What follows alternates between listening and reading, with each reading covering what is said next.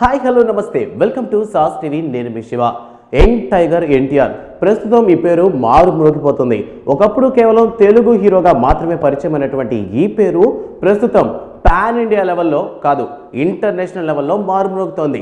So present ఏంటంటే ఎన్టీఆర్ గారు after RRR తర్వాత దేవరా సినిమాతో కొరటాల శివ డైరెక్షన్తో చాలా బిజీగా ఉన్నారనమాట. అండ్ ఈ సినిమా May 5th రిలీజ్ అవుతుంది అన్నారు, బట్ పోస్ట్పోన్ అయ్యి మొత్తానికి అది సెప్టెంబర్ దాకా వెళ్ళిపోయిందనమాట. సో వాట్ ఎవర్ సినిమా ఎందుకు పోస్ట్పోన్ అయింది, దానికి సపరేట్ చాలా రీజన్స్ ఉన్నాయి.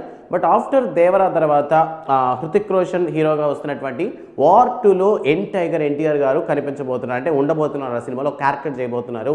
కాస్త అది నెగిటివ్గా ఉండబోతుంది అని అంటున్నారు. ప్రస్తుతానికి ఆ క్యారెక్టర్కి సంబంధించి మూవీ టీం అయితే ఒక క్లారిటీని ఇచ్చిందనమాట. సో ఈ మూవీలో ఏంటంటే యంగ్ టైగర్ ఎన్టీఆర్ ఒక రా ఏజెంట్గా ఉండబోతున్నారంట. సో రా ఏజెంట్ అంటే మనకు ఐడియా ఉంటుంది. సో ఫైట్స్ ఎలా ఉంటాయి, అతని ఇంటెలిజెన్స్ ఎలా ఉంటుంది అన్న విషయం మన ఎన్టీఆర్ గారికి చెప్పాల్సిన పని లేదు.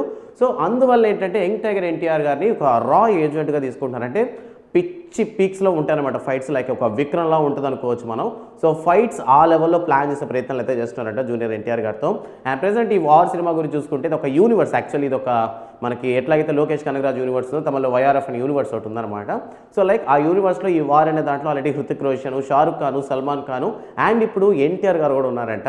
అండ్ నెక్స్ట్ తీయబోయే ఈ యూనివర్స్లో నెక్స్ట్ తీయబోయే సినిమాలో పూర్తిగా ఓన్లీ ఎన్టీఆర్ మీదనే కాన్సన్ట్రేషన్ చేసి ఒక మూవీని అయితే తీయబోతున్నారంట. సో దానికి సంబంధించినటువంటి వార్తలు సోషల్ మీడియా తెగ వైరల్ అవుతున్నాయి. సో ఇకపై అంటే ఇదేంటంటే ఒక గెస్ట్ అపిరెన్స్ లానో లేదంటే కాసేపు క్యారెక్టర్ లానో మాత్రమే ఎన్టీఆర్ గారు కనిపించబోతున్నారు బాలీవుడ్ సినిమాలో. బట్ నెక్స్ట్ ఏంటంటే డైరెక్ట్గా ఫుల్ ఫ్లెడ్జెడ్గా డైరెక్ట్గా బాలీవుడ్లోనే సినిమా తీయబోతున్నారంట ఎన్టీఆర్ గారు. సో ఎందుక అన్న ఫీలింగ్ నాకైతే వచ్చిందనమాట. సో యాక్చువల్లీ ఏంటంటే బాలీవుడ్ వాళ్ళే మన కోసం వస్తున్నారు. తెలుగు సినిమా డబ్బింగ్ దొరికితే బాగుండు, తెలుగు సినిమాలో ఒక ఛాన్స్ దొరికితే బాగుండు అనుకుంటారు. But why young tiger NTR గారు ఎందుకు ఇట్లా ఆలోచిస్తున్నారు అర్థం కావట్లేదు. సో తెలుగు సినిమాల్లోంచి బాలీవుడ్కి వెళ్ళడం ఒకప్పుడు మాట, బాలీవుడ్కి ఉన్నారు తెలుగులోంచి వెళ్ళారంటే గొప్పగా చెప్పుకునేవాళ్ళు. బట్ ఇప్పుడు ఏంటంటే తెలుగు ఇండస్ట్రీలో పనిచేయాలని చాలామంది ఫీల్ అవుతున్నారు, పెద్ద సెలబ్రిటీలు సైతం. సో బట్ ఎందుకో యంగ్ టైగర్ ఎన్టీఆర్కి తెలిసిన కదా, ఆయన క్యారెక్టర్ సెలెక్షన్ చాలా బాగుంటుంది, స్క్రిప్ట్ సెలెక్షన్ చాలా బాగుంటుంది కాబట్టి.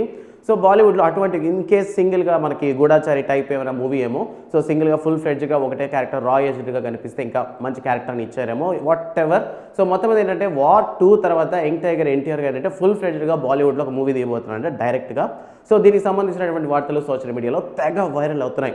సో ఇప్పుడు మీరేమనుకుంటున్నారు అంటే యంగ్ టైగర్ ఎన్టీఆర్ గారు బాలీవుడ్లో చేయడం డైరెక్ట్గా అవసరమా అన్నది నా ఒపీనియన్.